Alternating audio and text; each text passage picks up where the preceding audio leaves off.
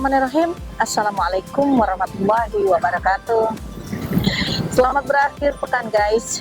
Welcome back to my channel Bina Cendekia TV. Kali ini saya sedang berada di kota bersejarah guys, daerah istimewa Yogyakarta. Seperti halnya nama kotanya, daerah istimewa Yogyakarta. Hari ini spesial, saya akan membuat liputan mengenai beberapa tempat yang menarik, termasuk tempat bersejarah di daerah khusus ibu kota Yogyakarta. Ikuti perjalanan saya di akhir pekan ini. Let's see guys.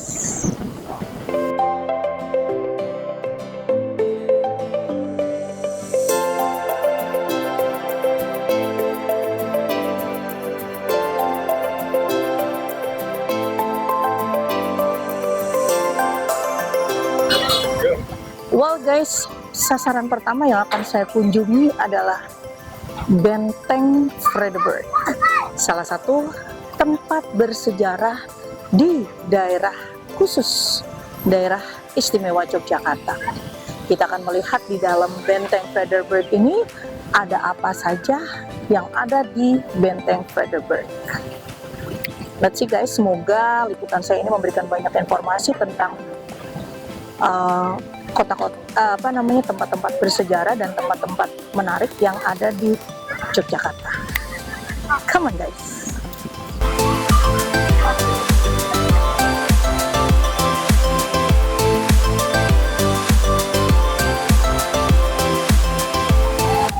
Guys, kita akan masuk dan kita akan membeli tiket terlebih dahulu sebelum memasuki Benteng Vredenburg. Kita akan mengantri terlebih dahulu dan saya informasikan berapa harga tiket untuk masuk ke Vredenburg. Come on guys.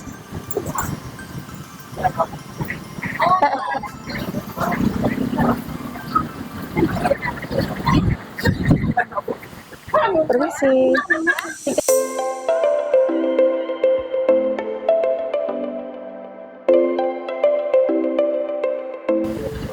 Oke guys, saya sudah memberi tiket masuk ke Benteng Vredenburg dengan harga per tiketnya Rp3.000 ya Mbak ya. Rp3.000 dan tidak ada batasan waktu ya Mbak? Kalau tutup sore jam berapa? Jam 4. Buka jam berapa? Hari Senin sampai Minggu, kalau Jumatnya sampai jam 5. Oh gitu. Ya, jadi Senin tutup ya.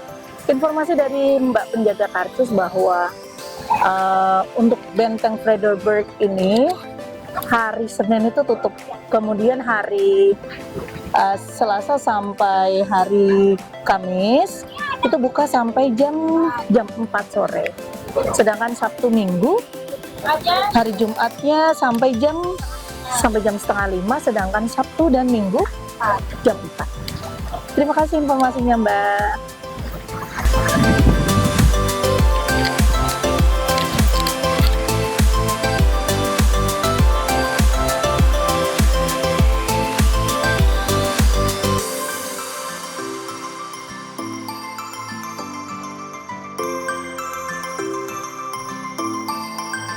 Kita akan mulai memasuki pintu gerbang dari Benteng Vredenburg. Saya rasa ini tempat yang menarik untuk kita kunjungi ya, karena dari awal profil saya adalah historical place, yaitu tempat bersejarah. Dengan saya mereview tempat ini, pemirsa bisa tahu banyak informasi tentang tempat-tempat bersejarah di keliling Indonesia atau di seluruh Indonesia. Baik guys, kita masuk ke dalam Benteng Vredenburg.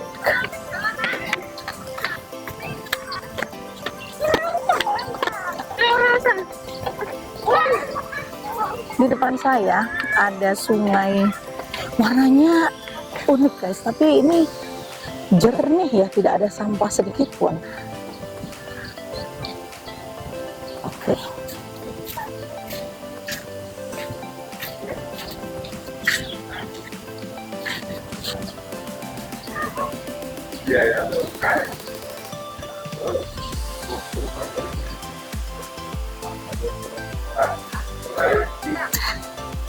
Guys, dari sini, dari titik ini saya mendengar lagu yang bikin saya merinding guys.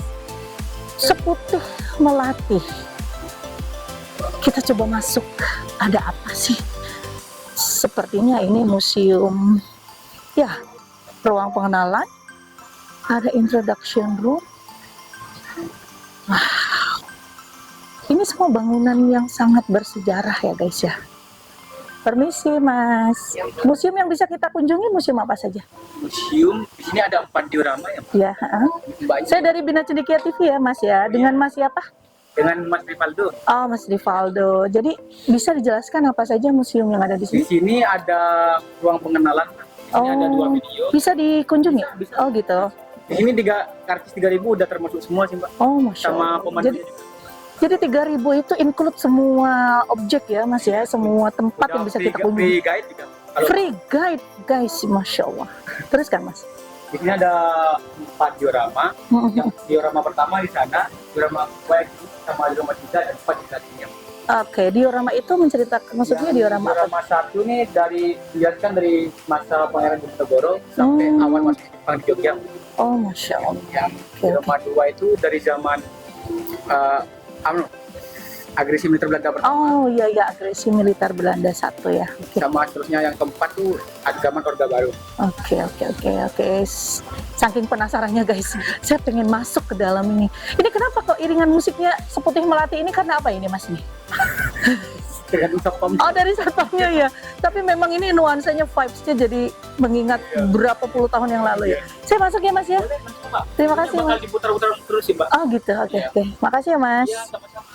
Oke guys, wah, Masya Allah. Guys, gelap sekali. Ini semacam cinema, semacam bioskop mini yang kita bisa melihat langsung. Tapi ini disetting filmnya itu menggunakan film apa namanya, animasi ya. Jadi anak-anak pun masih bisa menikmati film itu. Belanda dapat mengambil alih kembali pada tahun 1867 terjadi Isinya itu ya. yang sangat dahsyat sehingga merobohkan sebagian besar bangunan benteng Pusterberg.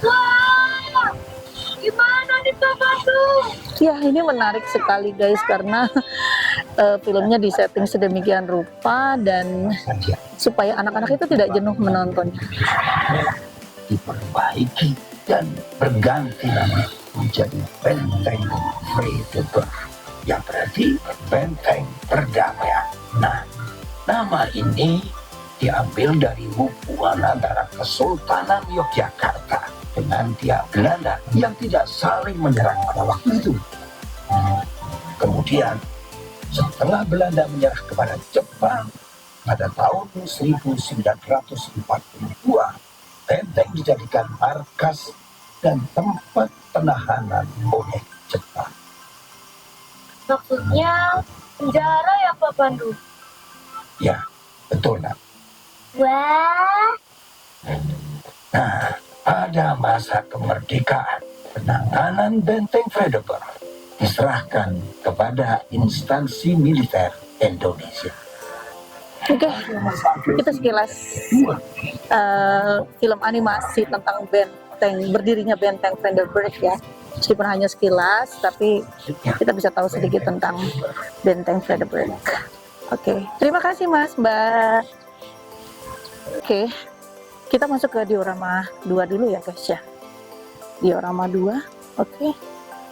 Masuk ke ruang pameran diorama, oke. Ini pintu masuknya. Jadi kita tidak perlu menggunakan guide, karena saya sendiri bisa menjelaskan tentang Friedeburg ya guys. Tapi meskipun hanya sedikit wawasan, tapi nanti setelah masuk ini kita akan banyak informasi tentang Friedeburg. Di depan saya ada sebuah patung. Saya kira ini menggambarkan seorang wanita yang ini ada keterangannya guys, Ibu Fatmawati, penjahit bendera pusaka merah putih. Jadi patung ini menggambarkan seorang sosok wanita bernama Fatmawati Soekarno Putri yang dia pada saat itu menjahit ya bendera Sangsaka Merah Putih. Di sini ada keterangannya, nanti bisa disorot atau bisa di-shoot kamera.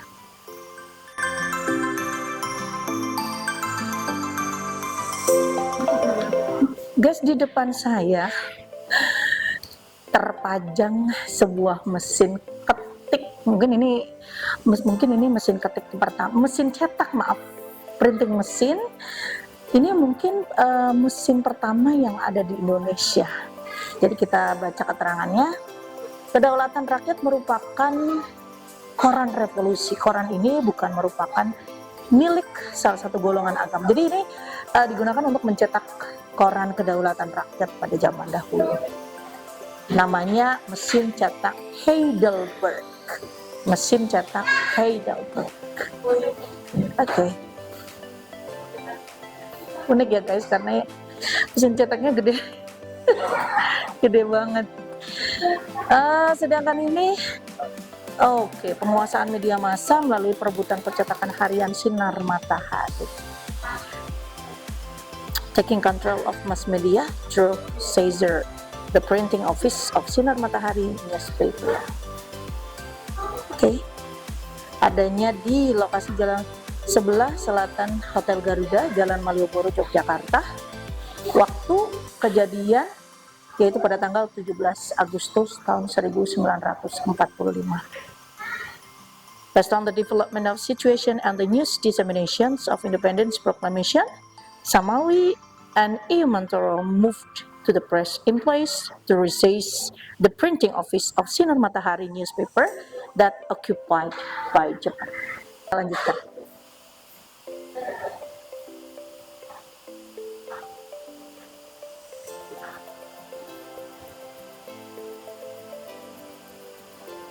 Oke, di depan saya ini diorama dari penurunan bendera Hinomaru dan pengibaran bendera merah putih di gedung Cokan Kantai.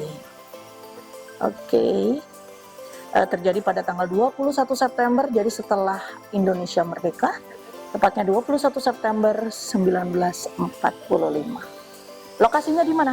Di Gedung Agung Jalan Margomulyo, Yogyakarta.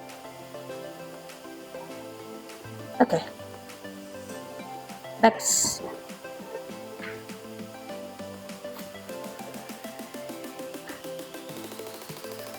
Saya rasa ini sebuah peristiwa besar yang terjadi pada tanggal 25 dan 27 November tahun 1945.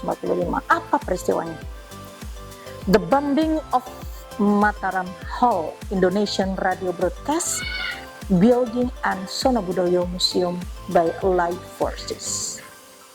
Jadi ini adalah pengeboman Balai Mataram, Gedung RRI, dan Museum Sonobudoyo oleh Sekutu.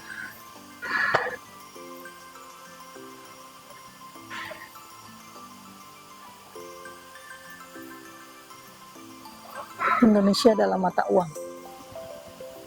Kedatangan bangsa asing dan masa kolonial Belanda. Ini di depan saya ada jenis tampilan mata uang ya guys, dari pada masa kolonial Belanda.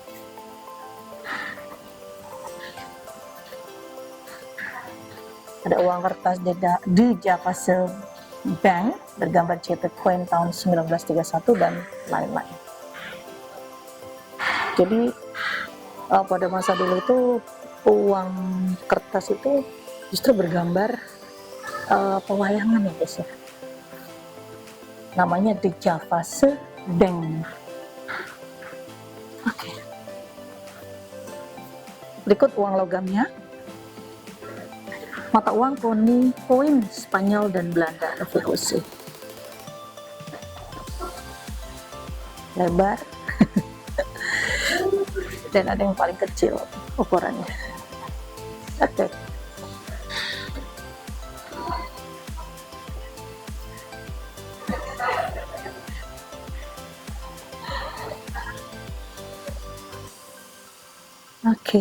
Saya pikir ini semua diorama diorama ya. Maka dari itu betapa pentingnya kita membawa anak-anak kita ke museum. Supaya apa?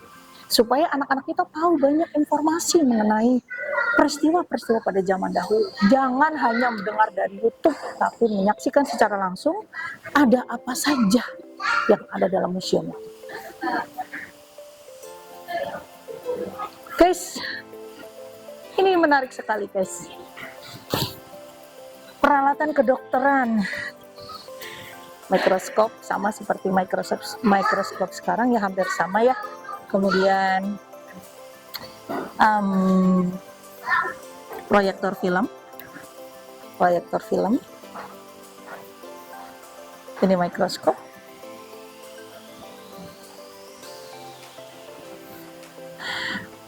What's that?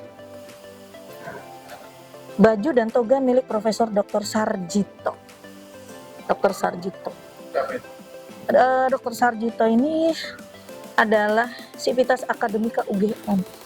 Dr. Sarjito sekarang diabadikan sebagai nama jalan, nama rumah sakit Dr. Sarjito. Ya, toga beliau.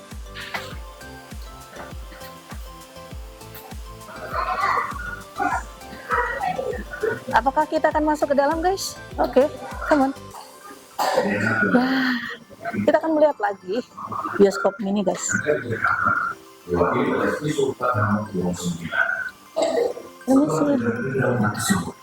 Maka keesokan harinya Presiden Soekarno sedang melakukan tinggi Republik akan terbang ke Jakarta. Terus di depan saya diputar. Tapi ini versinya berbeda ya.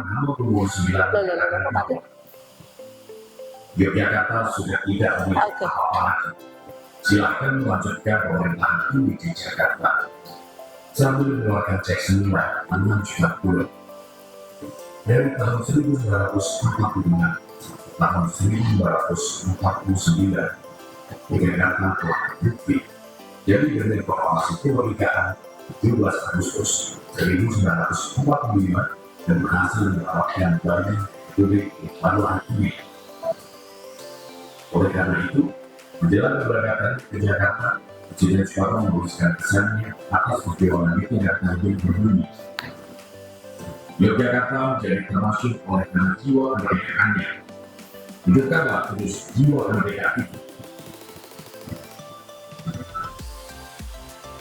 Oke, kita lanjut lagi, guys. Oke. Guys, di depan saya berdiri beberapa patung sosok pahlawan di daerah istimewa Yogyakarta.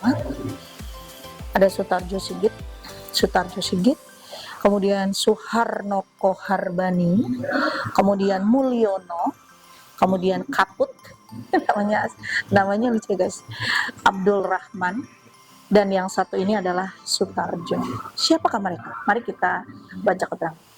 Misi pengeboman pertama penerbang Indonesia pada hari 29 Juli 1947, 2 pesawat Cureng dan 1 Guntai melakukan serangan udara atas target Belanda di Semarang, Salatiga, dan Ambarawa.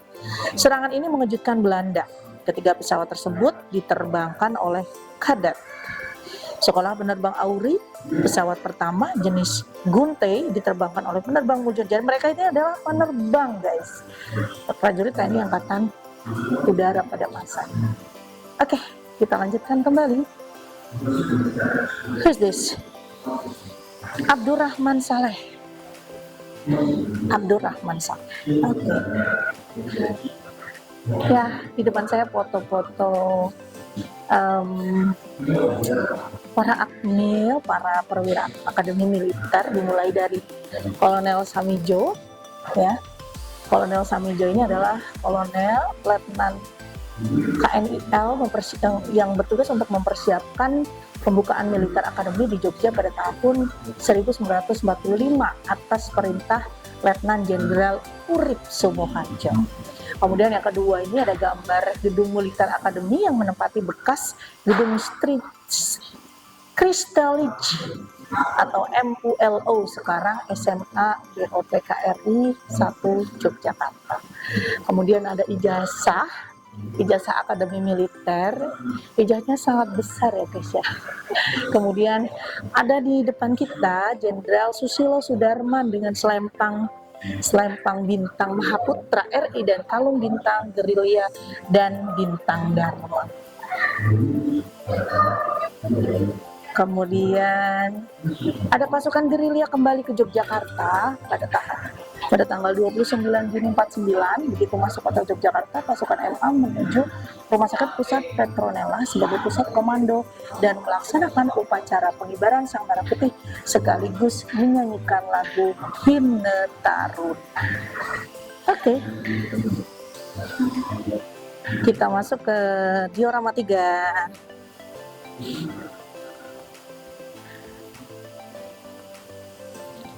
Jadi benar-benar syarat akan sejarah guys gedung ini.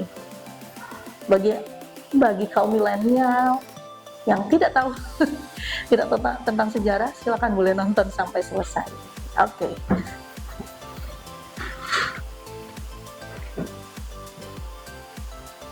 Kita masuk ke gedung diorama 3. Ada apa saja? Sepertinya sama ya guys, dimulai dari gambar berikut. Ini peta wilayah Republik Indonesia sejak 17 Agustus 1945 sampai 15 Agustus 1950. Berikut adalah Tentara Nasional Indonesia yang hijrah dari kantong gerilya Jawa Barat menuju Yogyakarta. Kemudian ada pasukan divisi Siliwangi hijrah ke Yogyakarta. Kurang lebihnya keadaannya seperti ini. Oke.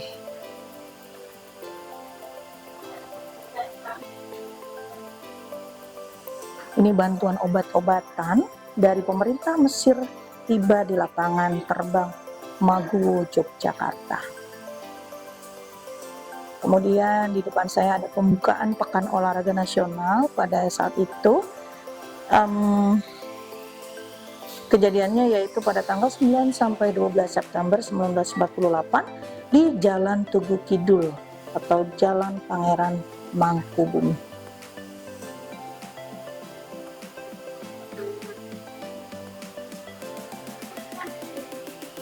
Oke, kemudian ada agresi militer Belanda II, The Second Dutch Military Aggression, terjadi pada tanggal 19 Desember tahun 1948. Oke.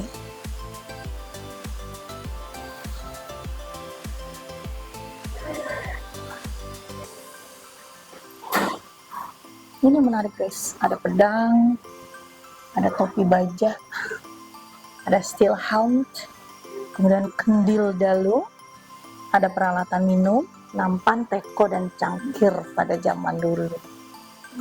Menarik ya guys. Oke.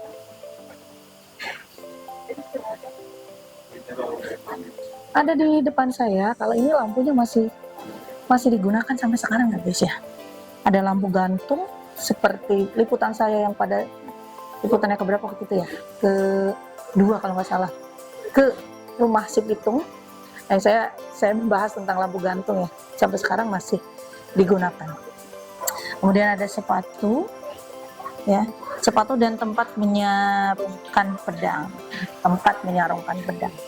Kemudian ada keris Kiai Suami. Oke, next. Oke, di depan saya guys ada cangkir, teko, tempat sayur, nampan, dan jam tembok. Jam tembok pada masanya. Cangkir teko sepertinya masih hampir sama dengan cangkir teko sekarang ya guys ya. Ada pedang. Oke.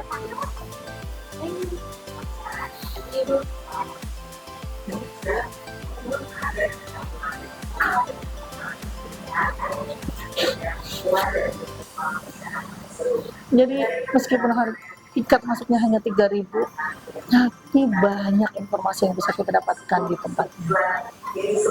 Oke, kita ke Wahana Digital Relief Jogja kembali.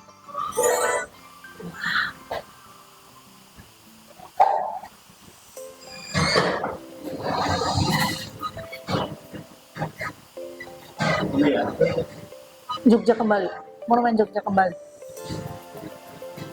Ke sini. Selanjutnya, Sri Sultan Hamengkubuwono IX berkoordinasi dengan Presiden Rwanda Leharna di Kepatihan untuk membahas langkah-langkah penarikan mundur antara Belanda tersebut. Sri Sultan selaku Menteri Negara Republik Indonesia atau Koordinator Keamanan juga memerintahkan kepada Komandan TNI di Yogyakarta untuk menghindarkan pertempuran dengan Belanda.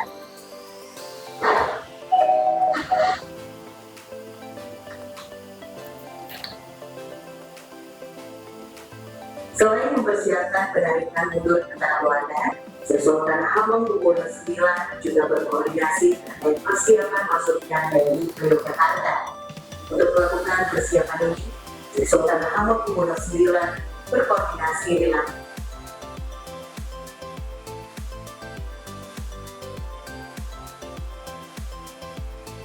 Guys, ini adalah kendaraan yang dipakai pada zaman kolonial dan oke, kita lihat keterangannya.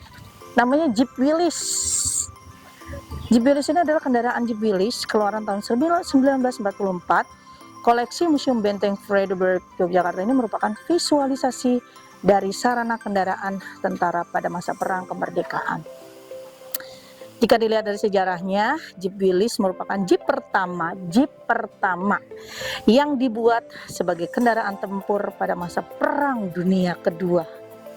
Maka dari itu, mobil ini merupakan simbol dari sejarah kemerdekaan Indonesia, tepatnya peninggalan dari Perang Dunia Kedua.